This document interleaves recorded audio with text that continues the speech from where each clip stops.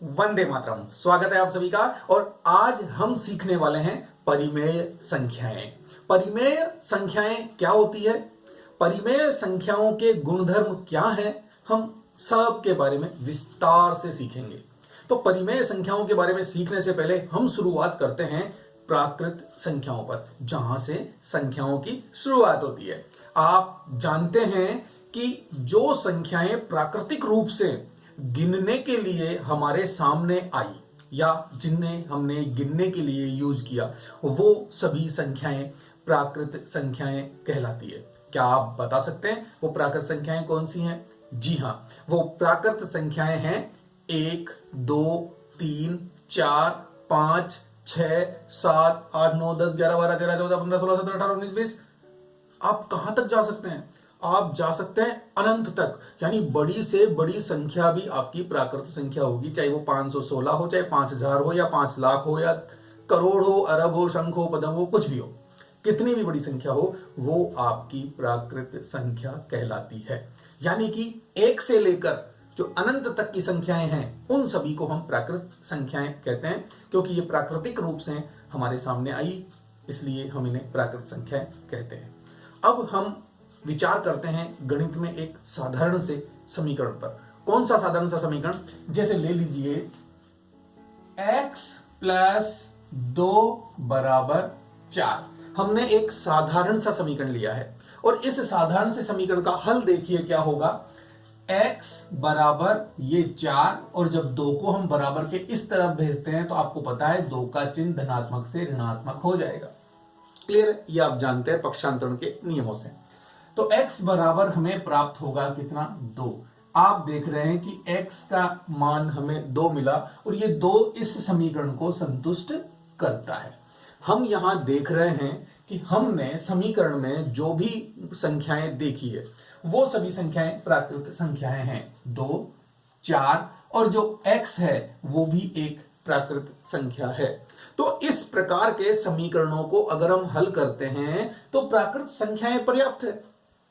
इस प्रकार के समीकरण प्राकृत संख्याओं से हल होते रहे। लेकिन जैसे जैसे आगे बढ़ते हैं हम, वैसे वैसे देखिए क्या होता है। हम एक और एग्जांपल लेते हैं और इस बार एग्जांपल लेते हैं x प्लस 3 बराबर 3। सॉल्व कीजिए। सॉल्व करते हैं तो हम देखते हैं कि x बराबर ये 3 यहां लिखा हुआ है, इस 3 को इधर ले जाएंगे तो क्या हो जाएगा? माइनस का, और रिजल्ट हमें क्या प्राप्त होगा? यहां पर 0। हम देख रहे हैं कि x का मान 0 आया। 3 प्राकृत संख्या है, ये आप जानते हैं। लेकिन x क्या है? इस x का जो मान हमने यहां प्राप्त किया है 0, क्या ये प्राकृत संख्याओं में शामिल है? नहीं, 0 प्राकृत संख्याओं में शामिल नहीं है। तो फिर इस प्रकार के समीकरणों का हल हम किस प्रकार से देंगे? यदि हमारे पास केवल प्राकृत संख्याएं हैं तो इस सॉल्यूशन के बारे में हम क्या कहेंगे? क्या ये 0 हम हल दे पाएंगे? नहीं दे पाएंगे। इसलिए क्या किया गया कि आपकी प्राकृत संख्याओं में 0 को और शामिल कर दिया गया।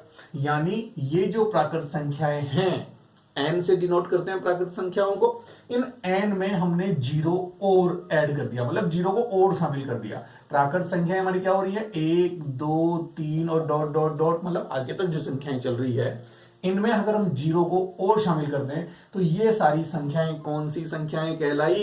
इन संख्याओं के समूह को हमने कहा पूर्ण संख्याएं। क्या कहा? पूर्ण संख्याएं। और हमारे सामने कौन सी संख्याएं आ गई है? पूर्ण संख्याएं। तो चलिए, जब हमारे पास पूर्ण संख्याओं का समूह है तो हम इस प्रकार के समीकरणों को भी सॉल्व कर सकते हैं और विचार कर सकते हैं 0 पर भी, क्योंकि 0 पूर्ण संख्याओं के समूह में है। तो इसका मतलब यह हुआ कि पूर्ण संख्याएं हमारे पास है तो हम इस प्रकार के समीकरणों को सॉल्व कर सकते हैं। चलिए, बहुत अच्छी बात है कि अब हमारी इस समस्या का भी समाधान हो गया। लेकिन लेते हैं एक और समीकरण और विचार करते हैं उस समीकरण पर। देखिए क्या है वो। प्लस 7 बराबर 3। ये लीजिए, हमने एक और समीकरण ले लिया, x प्लस 7 बराबर 3, और इसके हल पर भी विचार करते हैं। इसको भी सॉल्व करते हैं। इसको सॉल्व करना है बिल्कुल उसी प्रकार से जैसे आपने अभी सॉल्व किया। x बराबर ये 3, अब इस 7 को इधर भेजू तो क्या हो जाएगा? माइनस का 7। क्लियर है? x बराबर 3 और 7 आ गया माइनस का। तो अब इसको सॉल्व कीजिए। x बराबर -4। आप यहां भी एक नई संख्या देख रहे हैं, क्योंकि ये जो -4 है वो हमारी पूर्ण संख्याओं के समूह में नहीं है, बिल्कुल। 7 हमारी पूर्ण संख्याओं के समूह में है, 3 भी है, लेकिन ये माइनस वाली संख्याएं तो पूर्ण संख्याओं के समूह में नहीं है। तो क्या फिर हम इस -4 को कंसीडर कर पाएंगे? इस -4 के बारे में कुछ जब तक हम नहीं जानेंगे तब तक इसका हल कैसे देंगे? इसलिए इस प्रकार समीकरणों के जब हल हमारे सामने आए तो ये ऋणात्मक संख्याएं भी फिर कंसीडर की गई, और इन ऋणात्मक संख्याओं को शामिल करने के बाद भाई हमारे पास क्या था? 0, 1, 2, 3 और इस तरह से अनंत तक हम चलते हैं तो ये सारी संख्याएं पूर्ण संख्याएं हैं। जब इन संख्याओं में हमने -1, -2, -3 और इस प्रकार की संख्याओं को हमने कंसीडर किया तो ये सारी संख्याएं क्या कहलाई? पूर्णांक संख्याएं कहलाई। पूर्णांक कहलाते हैं ये सारे। तो पूर्णांक संख्याएं अगर हमें पता है या पूर्णांक संख्याओं का समूह हमारे पास है तो हम इस प्रकार के समीकरणों के हल कर सकते हैं और इन संख्याओं के बारे में भी हम विचार कर सकते हैं। तो ये संख्याओं का जो समूह क्या कहलाया? पूर्णांक संख्याओं का समूह कहलाया, और इन संख्याओं को हम पूर्णांक संख्याएं कहते हैं। तो क्या अब ये संख्याएं पूरी हो जाती है? जी नहीं। हम एक और समीकरण लेते हैं और उस पर भी विचार करते हैं। 2x = 3, ये एक साधारण सा समीकरण लिया और इसको अगर हम सॉल्व करते हैं तो x = 2 कहां जाएगा? इसके बटे में, यानी कि 3/2। ये लीजिए, एक अलग ही प्रकार का हल हमारे सामने आया है। और एक समीकरण देखिए, 3x + 2 = 1। मान लीजिए ये समीकरण में लिया तो इस समीकरण का सॉल्यूशन कैसे होगा कि 3x = 1 - 2, इधर गया तो 2 माइनस हो जाएगा, और 3x = इसको इसमें से माइनस किया तो 1 - 2 बराबर क्या मिलेगा हमें? -1, और इस तरह से x बराबर मिलता है हमें -1/3। आप यहां देख रहे हैं कि x बराबर एक तो मिला 3/2, एक मिला 1/3। तो इस प्रकार के समीकरणों का हल कैसे देंगे? जब तक हम इन संख्याओं के बारे में, यानी कि जो आपको भिन्न जैसी नजर आ रही हैं, बटे वाली जो संख्याएं नजर आ रही हैं, इन संख्याओं के बारे में हम नहीं जानेंगे तब तक हम इन संख्याओं को कैसे कंसीडर कर पाएंगे। इसलिए जब इन संख्याओं को भी हम हमारे समूह में शामिल करें तो उस समूह को हम क्या कहेंगे? आप जानते हैं, इस प्रकार की संख्याओं को हम कहते हैं परिमेय संख्याएं। परिमेय संख्याएं कौन सी होती है? परिमेय संख्याएं वो संख्याएं हैं जिन्हें हम p/q के रूप में लिख सकते हैं।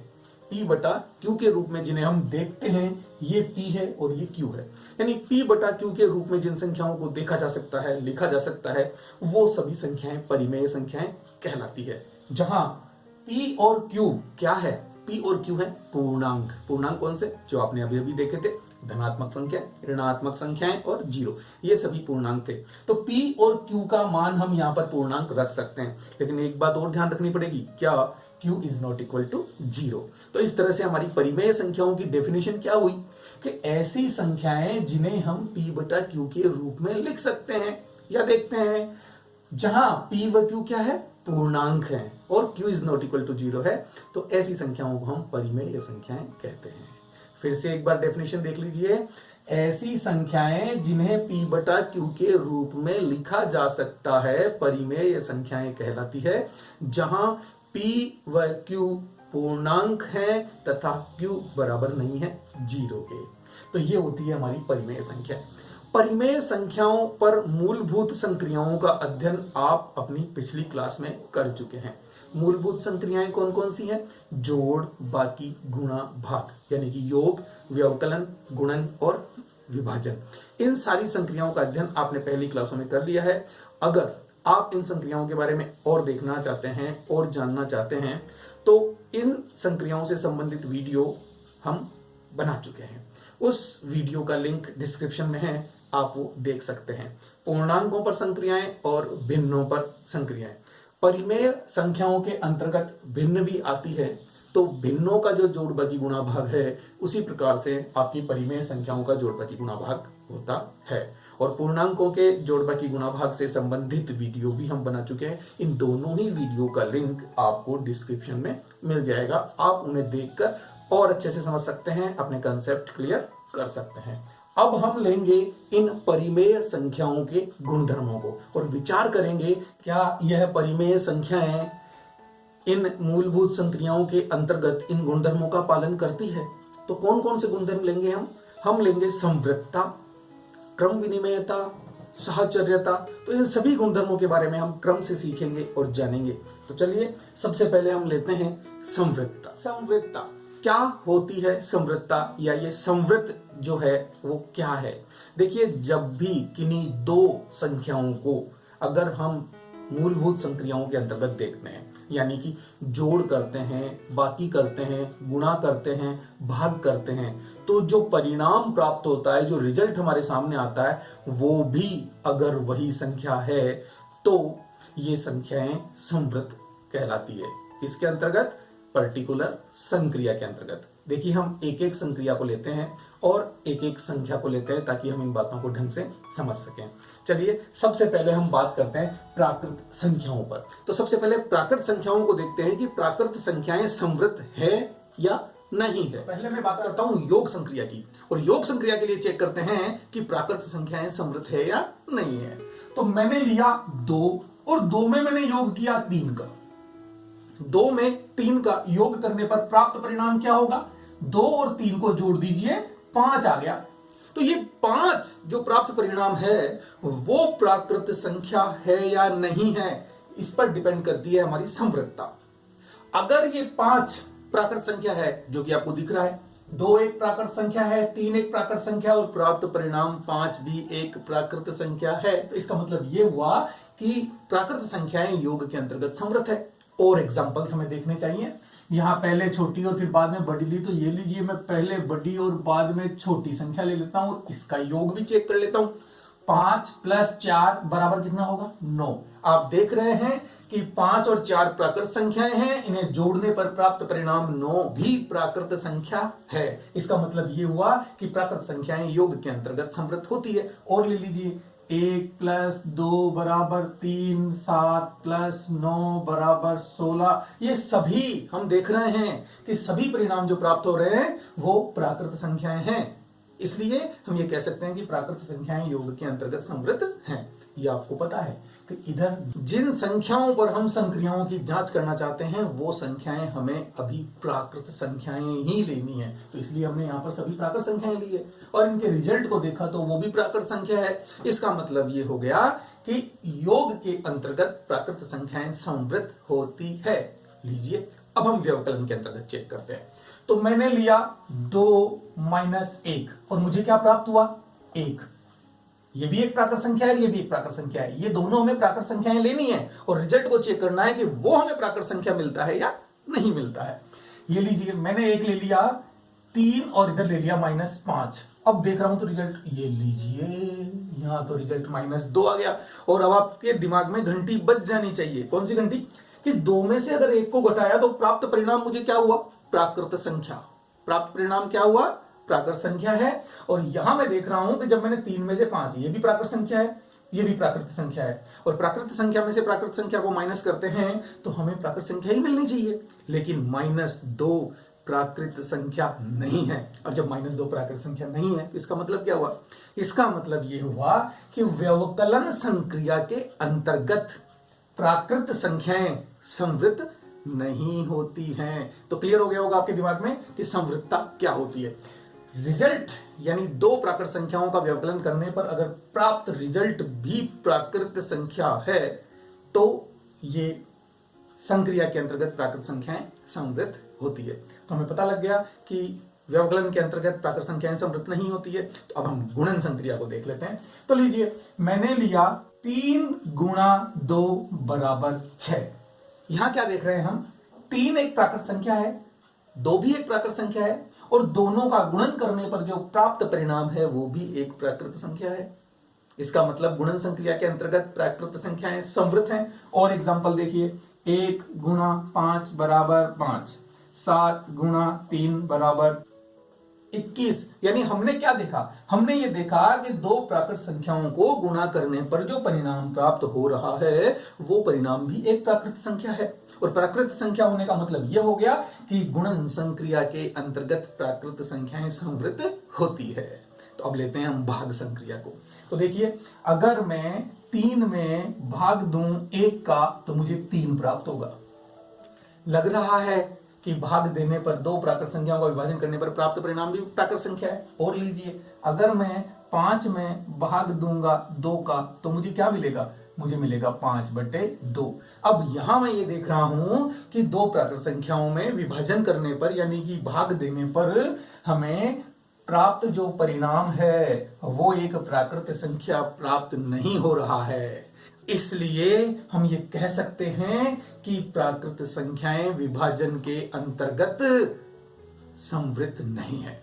तो आपने देखा कि योग और गुणन संक्रिया के अंतर्गत तो प्राकृत संख्याएं संवृत होती है, लेकिन व्यवकलन और विभाजन के अंतर्गत प्राकृत संख्याएं संवृत नहीं होती है।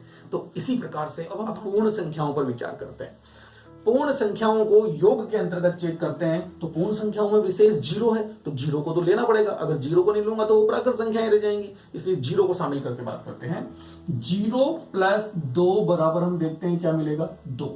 आप देख रहे हैं कि 2 पूर्ण संख्याओं को योग करने पर हमें पूर्ण संख्या ही प्राप्त हो रही है। आप चाहें तो इसे 2 + 0 लिख दीजिए तो भी आपको 2 मिलेगा। 7 + 0 लिख दीजिए, 7 मिलेगा।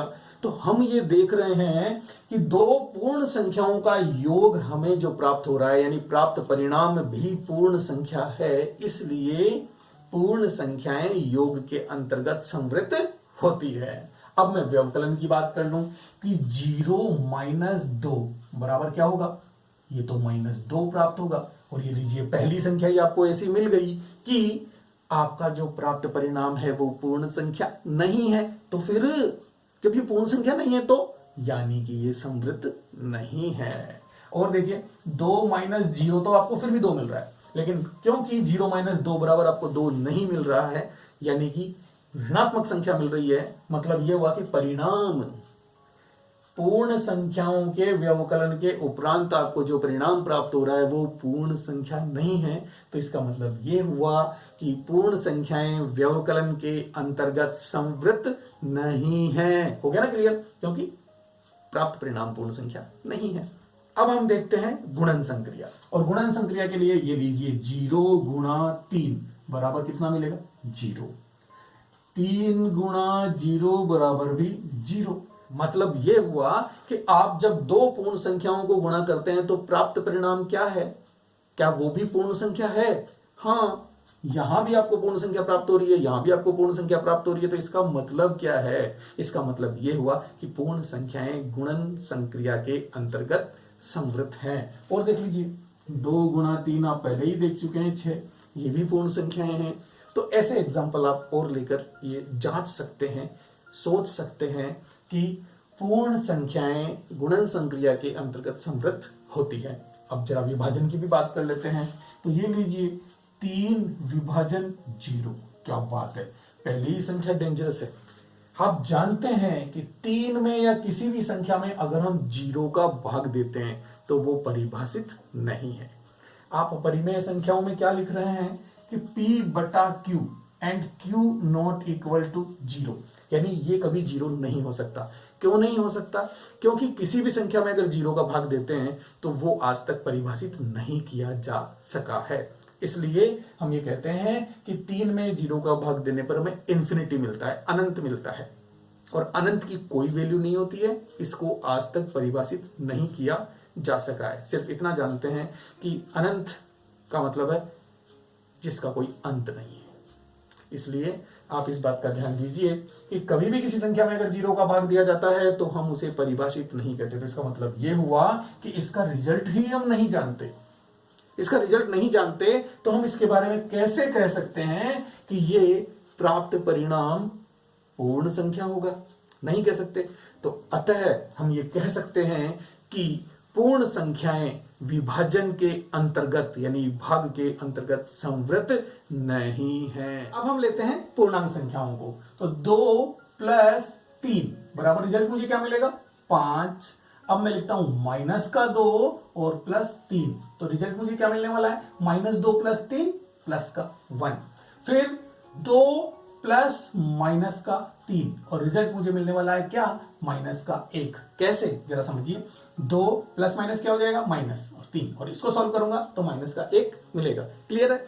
अगर आप इन संक्रियाओं के बारे में और जानना चाहते हैं तो इन संक्रियाओं पर हमने एक वीडियो पहले से बनाया हुआ है, लिंक डिस्क्रिप्शन में है, आप उसे देखकर और अच्छे से सीख सकते हैं।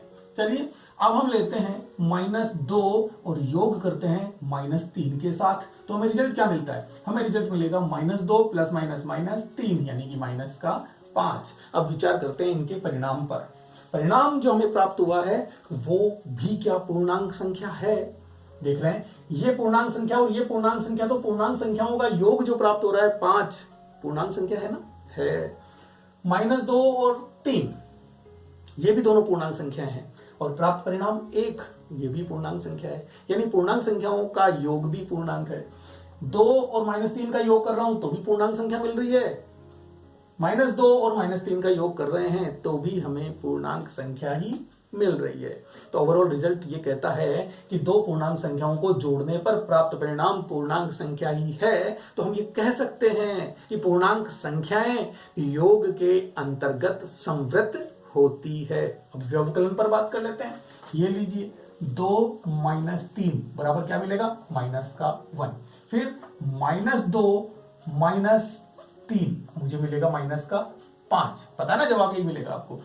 2 माइनस, इस बार हम -3 को माइनस करते हैं तो रिजल्ट क्या मिलेगा, माइनस माइनस प्लस, यानी कि रिजल्ट मिलेगा प्लस का 5। अब इसी प्रकार से लिखते हैं -2 -3 और रिजल्ट क्या मिलेगा, ये तो -2 है, माइनस माइनस प्लस हो जाएगा, प्लस का 3 और दोनों का आंसर क्या होगा, प्लस का 1। तो आप क्या देख रहे हैं, आप देख रहे हैं कि दो पूर्णांक संख्याओं का अंतर पूर्णांक है, इन दोनों पूर्णांकों का अंतर भी पूर्णांक है, इन दोनों पूर्णांकों का अंतर भी एक पूर्णांक संख्या है, और इन दोनों पूर्णांक संख्याओं का अंतर भी एक पूर्णांक संख्या है। तो हम ये कह सकते हैं क्या, कि पूर्णांक संख्याएं व्यवकलन संक्रिया के अंतर्गत संवृत होती है। ऐसे और एग्जांपल्स आप सोल्व कीजिए और अच्छा समझ में आएगा। अब हम लेते हैं गुणन संक्रिया।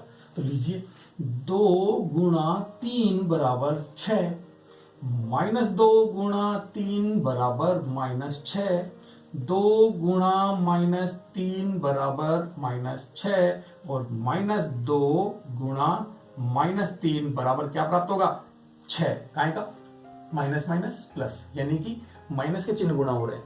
मैंने कहा ना, अगर आप इन संक्रियाओं को, पूर्णांकों पर संक्रियाओं को और अच्छे से समझना चाहते हैं कि ये कैसे जोड़बाकी हो रही है, कैसे गुणा हो रही है, कैसे भाग हो रही है, तो लिंक डिस्क्रिप्शन में मिल जाएगा, उसे देखकर आप समझ सकते हैं। ओवरऑल हम यहां देखते हैं कि पूर्णांक से पूर्णांक को गुणा करने पर प्राप्त संख्या पूर्णांक है, यहां भी पूर्णांक को पूर्णांक से गुणा करने पर प्राप्त संख्या पूर्णांक है, ये भी पूर्णांक है, ये भी पूर्णांक है। तो हम ये कह सकते हैं कि दो पूर्णांकों का गुणनफल सदैव पूर्णांक संख्या ही प्राप्त होता है।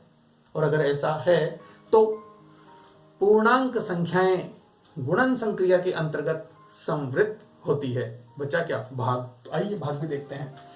2/3 क्या मिलेगा, 2/3। ये लीजिए, पहली संख्या ने ही आपके ब्रेक लगा दिए, आगे एग्जाम्पल आपको देखने की आवश्यकता ही नहीं है। क्यों, क्योंकि अगर एक पूर्णांक में दूसरे पूर्णांक का भाग दिया जाता है तो आपको सदैव पूर्णांक संख्या प्राप्त नहीं होती है। ये एक परिमेय संख्या है, इसलिए पूर्णांक संख्या नहीं है। तो हम ये कह सकते हैं कि दो पूर्णांकों में अगर विभाजन किया जा रहा है तो हमें सदैव पूर्णांक संख्या प्राप्त नहीं हो रही है। आप और एग्जांपल देख सकते हैं। तो हम ये कह सकते हैं कि पूर्णांक संख्याएं विभाजन के अंतर्गत संवृत नहीं होती हैं। क्लियर है। तो अब हम लेते हैं परिमेय संख्याओं को और देखते हैं परिमेय संख्याएं संवृत होती है या नहीं होती है विभिन्न संक्रियाओं के साथ। 1/2 प्लस 3/4 हमने ये दो परिमेय संख्याएं ली और चेक करते हैं इनका योग भी हमें परिमेय संख्या प्राप्त होता है या नहीं होता है। तो ये लीजिए, हम देख रहे हैं कि योग लघुत्तम लेना पड़ेगा योग के लिए पहले, क्योंकि परिमेय संख्याओं का योग ऐसे ही किया जाता है। अगर परिमेय संख्याओं के योग, व्यवकलन, गुणन और विभाजन को समझना है तो लिंक नीचे डिस्क्रिप्शन में मिलेगा। एक पूरा लंबा चौड़ा वीडियो बना हुआ है, उसे आप देखिए और समझिए परिमेय संख्याओं पर संक्रियाओं को। तो चलिए हमने ले लिया एलसीएम 4। अब इसे सॉल्व करते हैं तो सबसे पहले इस 2 का भाग देना पड़ेगा 4 में। कितनी बार जाएगा? 2 बार। और उस 2 को हमें गुणा करना पड़ेगा 1 से, तो 2 एकम 2। अब प्लस की जगह प्लस लगाइए और जो हमने इस भिन्न के इस परिमेय संख्या के साथ किया वही आप इसके साथ भी कीजिए और आंसर निकालिए। 4 में 4 का इस 4 में इस 4 का भाग दूंगा तो 1 मिलेगा। 1 को 3 से गुणा करने पर क्या मिलेगा? 3। और रिजल्ट लिखिए सामने। दोनों प्लस की संख्याएं हैं, 3 और 2 5 बटे में 4। तो 5 बटे 4 जो हमें प्राप्त हुआ है वो क्या है? वो भी एक परिमेय संख्या है। यानी हम 2 परिमेय संख्याओं को जोड़े तो हमें परिमेय संख्या मिलेगी। और एक एग्जांपल देखते हैं। माइनस का 3 बटे 5 प्लस माइनस की संख्या और लेता हूं 2 बटे 5। अगर मैं इनको जोड़ूं तो क्योंकि हर समान है तो एलसीएम 5 आएगा। और जब दोनों जगह ही 5 है तो आप इन्हें डायरेक्ट लिख सकते हैं। यानी कि 5 में 5 का भाग दिया तो 1 से गुणा करूंगा तो -3। इसी प्रकार प्लस माइनस माइनस, 5 एकम 5 और 2 एकम 2। और जवाब मुझे क्या मिला? माइनस का 5 बटे 5 यानी कि माइनस का 1।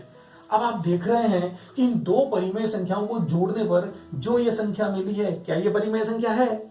हाँ, क्योंकि पूर्ण संख्याएं, पूर्णांक संख्याएं, प्राकृत संख्याएं और परिमेय संख्याएं सब एक समूह है। यानी परिमेय संख्याओं के अंतर्गत ही आती हैं आपकी प्राकृत संख्याएं, पूर्ण संख्याएं और पूर्णांक संख्याएं परिमेय संख्याओं में ही शामिल हैं। क्योंकि -1 को मैं लिख सकता हूं -1 बटा 1। तो आप देख रहे हैं पी बटा क्यू का रूप है, इसलिए ये भी एक परिमेय संख्या है। संख्याओं के बारे में और अगर डिटेल से जानना हो तो संख्या पद्धति पर एक चैप्टर हम पहले डिस्कस कर चुके हैं, एक वीडियो पहले बना चुके हैं, लिंक डिस्क्रिप्शन में मिल जाएगा, उसे भी आप देख लीजिएगा और अच्छा कंसेप्ट क्लियर हो जाएगा। तो चलिए हम चलते हैं आगे और देखते हैं क्या हुआ। 2 परिमेय संख्याओं को योग करने पर प्राप्त परिणाम परिमेय है। इसका मतलब यह हुआ कि परिमेय संख्याएं योग के अंतर्गत संवृत हैं। क्लियर है? आप और एग्जांपल सॉल्व करके खुद चेक कीजिए, क्योंकि समय ज्यादा लग रहा है तो आप एग्जांपल सॉल्व करेंगे तो आपको और अच्छे से समझ में आएगा। अब मैं लेता हूं व्यवकलन संक्रिया को और व्यवकलन संक्रिया को भी चेक करते हैं कि वो संवृत होती है कि नहीं होती है। व्यवकलन संक्रिया के अंतर्गत परिमेय संख्याएं 2/3 -5/6। ये लीजिए, हम 2 परिमेय संख्याओं का अंतर देखते हैं। देखिए क्या मिलता है। तो यहां भी हमारा लघुत्तम कितना है? 6। लघुत्तम 6 लिया तो 3 का भाग 6 में दूंगा 2 बार और 2 दूनी 4। माइनस यहां पर 6 का भाग 6 में दूंगा 1 बार तो 5 एकम 5 और रिजल्ट प्राप्त होगा माइनस का 1/6। और एक संख्या ले लीजिए, माइनस का 3/2 -5/3। अगर मैं इनका लघुत्तम लूं तो मुझे क्या मिलने वाला है? 3 दूनी 6 मुझे एलसीएम मिलेगा। और एलसीएम मिलने के बाद 2 का भाग दूंगा 6 में 3 बार तो 3 तिया 9 यानी कि माइनस का 9। माइनस चिन्ह यूं का यूं आएगा। 3 का भाग दूंगा 6 में तो 2 बार जाएगा और 2 पंजे 10 और रिजल्ट क्या मिल रहा है? माइनस का 19/6। दोनों ही उदाहरणों में आप देख रहे हैं क्या कि परिमेय संख्या में से परिमेय संख्या घटाई गई तो प्राप्त परिणाम क्या है? परिमेय संख्या। परिमेय संख्या में से परिमेय संख्या घटाई गई तो प्राप्त परिणाम फिर से परिमेय संख्या। हम अगर परिमेय संख्या में से परिमेय संख्या घटाते हैं तो प्राप्त परिणाम हमें सदैव परिमेय संख्या ही मिलता है। और 2 एग्जाम्पल आप खुद सॉल्व कीजिएगा, कंसेप्ट क्लियर होगा ढंग से। तो हमने ये देखा कि परिमेय संख्याओं का अंतर सदैव परिमेय संख्या होता है। तो हम ये कह सकते हैं कि परिमेय संख्याएं व्यवकलन संक्रिया के अंतर्गत संवृत होती हैं। अब हम लेते हैं गुणन संक्रिया। 3/2 गुणा 5/4। अगर मैं गुणा करूं तो मुझे क्या मिलने वाला है? गुणन संक्रिया जानते हैं आप, बहुत इजी है। ऊपर वाले को ऊपर वाले से गुणा करो, नीचे वाले को नीचे वाले से गुणा करो, सिंपल। 5 3 15, 2 चौक 8। तो 15/8 एक परिमेय संख्या है। यानी परिमेय संख्याओं को गुणा करने पर परिमेय संख्या मिल गई। और देखते हैं -3/4 को गुणा करते हैं -2/3 से। ले लीजिए, माइनस माइनस प्लस। अगर माइनस को माइनस से गुणा करते हैं तो प्लस मिलता है। 3 दूनी 6, 4 3 12। सरल हो रहा है तो 6 कम 6 और 6 दूनी 12। 1/2 हमें मिला। तो हमने ये देखा कि 2 परिमेय संख्याओं को गुणा करने पर, ये भी दोनों परिमेय संख्या है, इनको गुणा किया तो 15/8 परिमेय संख्या है। इन दोनों को गुणा किया तो इनका गुणनफल भी 1/2 परिमेय संख्या है। इसका मतलब यह हुआ कि परिमेय संख्याएं गुणन संक्रिया के अंतर्गत संवृत होती हैं। तो क्लियर है। अब हम लेते हैं विभाजन संक्रिया को। आप इसके और एग्जाम्पल जरूर सॉल्व कीजिएगा। तो चलते हैं विभाजन संक्रिया की। 1/2 में हम भाग देते हैं 3/4 का। 1/2 में हम भाग देते हैं 3/4 का। तो लीजिए 1/2 और भाग के चिन्ह को हम गुणा में बदल देंगे। तो गुणा में बदलते ही इसके बाद वाली संख्या पलट जाएगी, ऊपर वाली नीचे और नीचे वाली ऊपर। अब इसे सॉल्व करेंगे तो 4 एकम 4, 3 दूनी 6, सरल करते हैं 2 दूनी 4, 2 तिया 6। हमें रिजल्ट प्राप्त हो रहा है 2/3। जब 1/2 में हमने भाग दिया 3/4 का तो हमें 2/3 रिजल्ट प्राप्त हुआ। इसका मतलब ये हुआ कि ये भी परिमेय संख्या है, ये भी परिमेय संख्या है, ये भी परिमेय संख्या है, यानी कि समृत है। लेकिन जरा देखिए ना, क्योंकि जीरो भी है यहाँ पर। अगर मैं 1/3 में भाग दूं जीरो का, किसी भी संख्या में भाग दूं मैं जीरो का, तो प्राप्त परिणाम क्या होगा? अपरिभाषित होता है। अगर हम किसी संख्या में जीरो का भाग देते हैं तो आपने पूर्ण संख्याओं में भी इस चीज को देखा है ना। तो हम ये कह सकते हैं क्या कि विभाजन के अंतर्गत परिमेय संख्याएं संवृत नहीं होती है। वही बात फिर से आ गई है जो पूर्ण संख्याओं में आई थी कि जीरो का भाग देने पर प्राप्त परिणाम अपरिभाषित है। अगर हम इस जीरो को विभाजन संक्रिया से दूर रखें, हटा दिया जाए, जीरो का भाग नहीं देने की रखे हैं, तो हम ये कह सकते हैं कि परिमेय संख्याओं का विभाजन भी परिमेय संख्या होगा। लेकिन ओवरऑल हमसे अगर ये पूछा जाता है कि परिमेय संख्याएं संवृत होती है कि नहीं होती है विभाजन संक्रिया के अंतर्गत, तो हम ये कहेंगे परिमेय संख्याएं विभाजन संक्रिया के अंतर्गत संवृत नहीं होती है। तो आज हमने संवृतता को समझा। अब हम अगले वीडियो में देखेंगे संख्याएं क्रम विनिमयता का पालन करती हैं या नहीं करती है। तो मिलते हैं नेक्स्ट वीडियो में।